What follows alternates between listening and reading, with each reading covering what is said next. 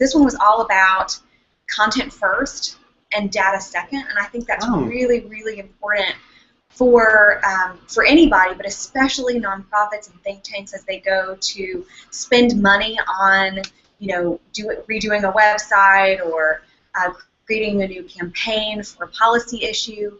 But the guy that presented has worked with ad agencies in New York that worked with Disney and Nikon.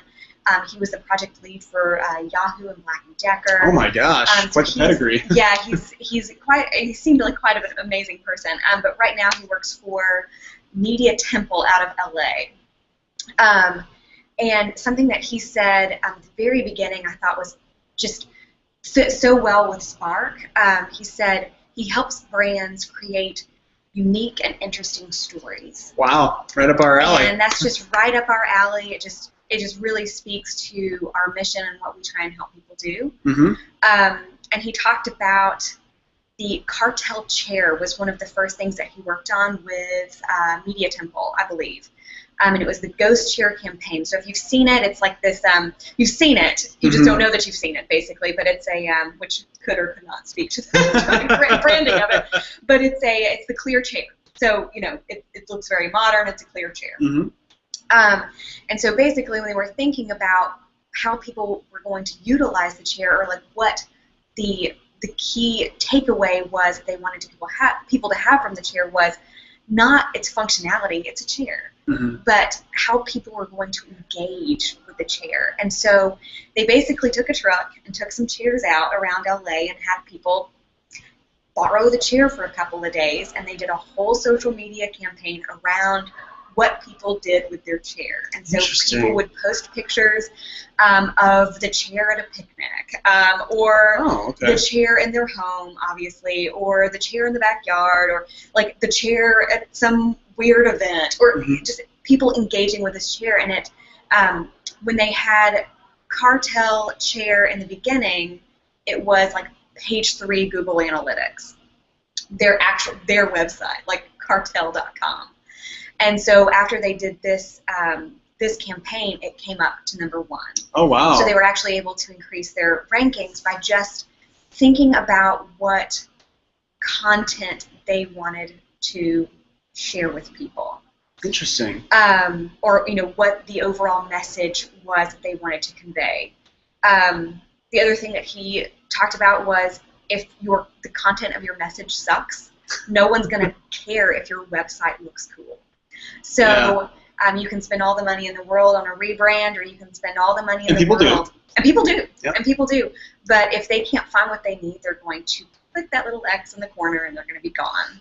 Yeah, it was very interesting because I had that exact experience where I went to a website the other day, and I think it was for a nonprofit, a charity that I was interested in looking at, and beautiful layout, very aesthetically pleasing. I could not for the life of me find what I knew was there. Like I knew it wasn't donating, but I was looking for like a certain resource or something, and I'm like, I know that they have it. Right, I know they have it. I've heard of it. But so I can't find it. Yeah, content is king, and that's what people need to keep in mind. That you need both. I mean, you need a way to deliver that content, and it needs. I mean, I'm not telling you to just go build a crappy website. Right. But honestly, your crappy website could succeed if the content was great. I mean, look at websites like Reddit, right? Where there's nothing to Reddit. There's nothing to it. It is a forum, and it looks like garbage, but people, it's one of the most frequented websites on the internet. Yeah. So, I don't know. So, what if you could wrap up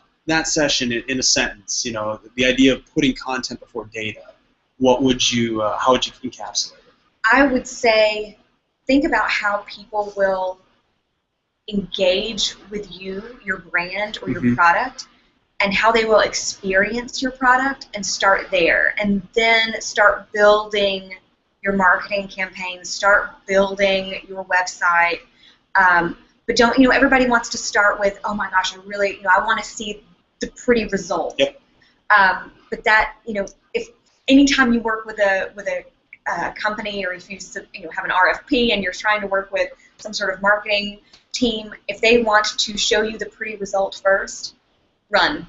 Interesting. So just making sure you're putting thought behind who you are, the message you want to send. Yeah. Don't get blinded by the features, right? Like, oh, our website's gonna have we want all of these things. Yeah. Yeah, and this is coming from someone who loves pretty websites. Yes. But you've got to start in the right place. Yeah.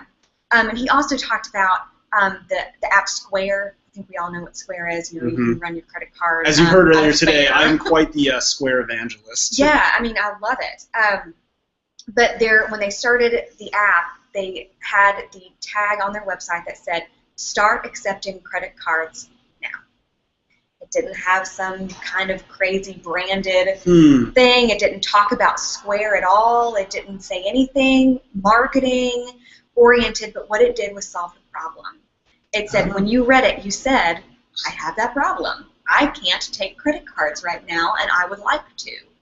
And so you immediately got into the pain point and you addressed a need. And so that's really what you want to take away from something like this. It's interesting. I'm thinking about the work that we've done with some nonprofits. It's like it's helping them get to that point, right? Where exactly.